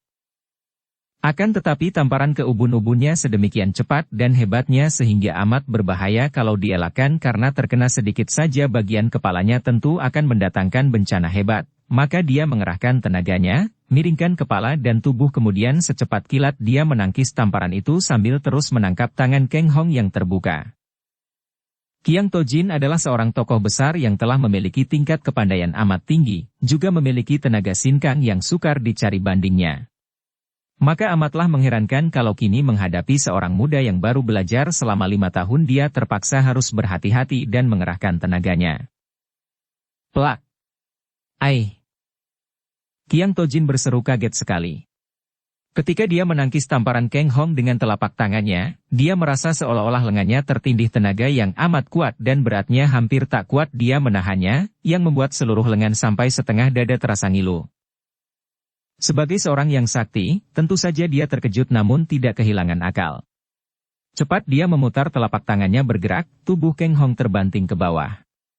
Namun karena pemuda itu memiliki ginkang yang luar biasa, dia terbanting dalam keadaan berdiri sungguh pun bantingan itu membuat dia berdiri setengah berlutut dengan tangan masih menempel dengan tangan Qiang Tojin yang menangkapnya. Hai itit! Kembali Qiang Tojin memekik kaget dan mengerahkan tenaga sinkang untuk melepaskan pegangannya. Namun sungguh aneh sekali, dia tidak dapat melepaskan pegangannya pada tangan Kang Hong. Dapat dibayangkan betapa kaget dan herannya ketika dia merasa betapa makin dia mengerahkan sinkang, maka hawa sakti itu seolah-olah air dituangkan ke dalam laut, amblas dan hanyut tanpa bekas, bahkan kini tak dapat lagi dia menahan sinkangnya yang terus mengalir keluar melalui lengannya dan tersedot masuk ke dalam tubuh Kang Hong melalui tangan. Qiang Tojin menjadi pucat, matanya terbelalak dan dia meronta-ronta hendak melepaskan pegangannya. Sia-sia belaka, karena seperti ada tenaga mujizat yang membuat tangannya lekat dan dia pun tak dapat menahan sinkangnya yang menerobos keluar. Tentu saja Qiang Tojin tidak mengerti bahwa kalau tadi dia hampir kalah kuat oleh Kang Hong, adalah karena pemuda itu telah menerima pengoperan sinkang dari Sinjiu Qiamong dalam saat terakhir sehingga dapat dikatakan bahwa yang dia lawan bukan sinkang asli Kang Hong, melainkan sama dengan melawan Sinjiu Qiamong. Dan kini, baik dia sendiri maupun Kang Hong tidak mengerti betapa ada tenaga, menyedot, luar biasa pada diri Kang Hong sehingga hawa sakti dari tubuh Tosu itu mengalir keluar dan pindah ke dalam tubuh pemuda itu. Ketika Kang Hong merasa betapa hawa panas mengalir dari tangan Tosu itu dan menerobos memasuki tubuhnya melalui tangannya tanpa dapat dicegah lagi, dia tahu apa yang telah terjadi dan dia menjadi terkejut sekali. Mula-mula dia mengira bahwa seperti apa yang telah dilakukan mendiang suhunya, Tosu penolongnya ini pun hendak mengoperkan sinkang kepadanya, akan tetapi ketika melihat wajah Tosu itu menjadi pucat, sikapnya yang gugup dan betapa Tosu itu dengan sia-sia hendak melepaskan pegangan, dia menjadi kaget bukan main. Tanpa dia ketahui sendiri, dalam dirinya telah timbul semacam penyakit yang dia sendiri tidak mampu obati, yaitu telah timbul semacam daya sedot yang hebat dan yang tak dikuasainya. Hal ini terjadi di luar kehendaknya dan dia tidak tahu bahwa ketika Sinjiu Qiamong memaksakan sinkangnya berpindah ke tubuh muridnya, paksaan yang tidak wajar ini telah mengacau hawa sakti di tubuh Kang Hong dan telah merusak susunannya sehingga menimbulkan kekuatan daya sedot yang amat luar biasa ini. Dalam bingungnya, Kang Hong juga membetot-betot tangannya dan mulutnya berkata gagap. Totiang. Lepaskan tanganku. Selagi mereka berkutatan, masing-masing ingin melepaskan tangan yang saling melekat, beberapa orang Tosu yang menjadi sute dari Qiang Tojin, menjadi marah. Mereka ini juga merupakan orang-orang yang berilmu tinggi. Mereka tidak tahu apa yang telah terjadi, akan tetapi melihat betapa Su Heng, kakak seperguruan, mereka menjadi makin pucat dan tampak gugup dan bingung. Mereka itu sebanyak 4 orang telah melangkah maju menghampiri Kang Hong. Seorang di antara mereka berseru marah. Bocah jahat, lepaskan. 4 buah lengan yang kuat dan mengandung penuh tenaga Lue Kang menyentuh tubuh Kang Hong. 2 orang memegang tangannya, 2 orang lagi memegang kedua pundaknya. Kang Hong tidak melawan dan dia masih dalam keadaan setengah berlutut. Namun begitu 4 buah tangan itu menyentuh Kang Hong, terdengar seruan-seruan kaget, bukan hanya 4 orang Tosu itu yang berseru kaget, bahkan Kang Hong juga mengeluh dan berteriak. Lepaskan. Ternyata bahwa kini 4 orang Tosu itu tak dapat melepaskan lagi tangan mereka yang menempel tubuh Kang Hong dan seperti tempat air bocor, sinkang di tubuh mereka juga mengalir dan disedot masuk ke dalam tubuh pemuda itu. Bocah berilmu iblis. Seorang di antara Tosu itu memaki dan dia memukul dengan tangan lain ke punggung Kang Hong. Akan tetapi hanya terdengar suara, plak, dan kini tangannya yang sebelah lagi itu pun melekat dan makin hebatlah Tosu ini tersedot tenaganya sehingga dia menjadi pucat dan lemas seketika. Keliru kalau mengira bahwa Kang Hong merasa senang menerima terobosan hawa sakti yang berkelimpahan memasuki tubuhnya ini. Tubuhnya menjadi makin panas, tidak karuan rasanya, seolah-olah sebuah bola karet yang terisi angin, tubuhnya terasa seperti akan meledak, dadanya penuh hawa, pusarnya penuh hawa yang menekan-nekan dan memberontak hendak keluar, kepalanya pening sekali dan mukanya menjadi merah seperti udang rebus. Ia merasa tersiksa sekali, apalagi karena dia maklum bahwa 5 orang Tosu itu bisa tewas kalau mereka tidak lekas-lekas dapat melepaskan tangan mereka dari tubuhnya. Namun dia sendiri tidak tahu bagaimana caranya agar dapat terlepas dari mereka. Kalau tadinya dia masih dapat berteriak-teriak minta mereka melepaskan tangan sambil meronta-ronta, kini dia hanya dapat mengeluarkan suara, seperti orang gagu. Keadaan Qiang Tojin dan 4 orang Tosu itu lebih menderita lagi. Mereka merasa betapa tenaga sinkang mereka makin lama makin menipis, tersedot secara ajaib tanpa mereka dapat mencegahnya. Tubuh mereka menjadi lemas, kepala menjadi pening dan pikiran tak dapat dipergunakan dengan baik lagi, membuat mereka menjadi bingung dan tak tahu harus berbuat apa. Xiancai! Xiancai! Seruan ini keluar dari mulut Tian Seng Qinjin, seruan yang halus dan tahu-tahu tubuh kakek ini sudah melayang dekat, kemudian dia menggerakkan kedua tangan setelah menancapkan tongkat di atas tanah. Dengan kedua tangannya dia memegang kedua pangkal lengan Kang Hong, lalu merenggut dan menghentak keras. Kang Hong merasa betapa sebuah tenaga raksasa menariknya dan tenaga ini yang jauh lebih kuat daripada tenaga kelima Tosu yang membocor ke dalam tubuhnya, telah menghentikan hubungan atau aliran hawa sakti itu, melepaskan kedua lengannya dan tahu-tahu tubuhnya terlempar sampai 10 meter lebih jauh sampai bergulingan. Bersambung ke bab 3. Dukung kami dengan subscribe, follow, like, komen dan share. Terima kasih.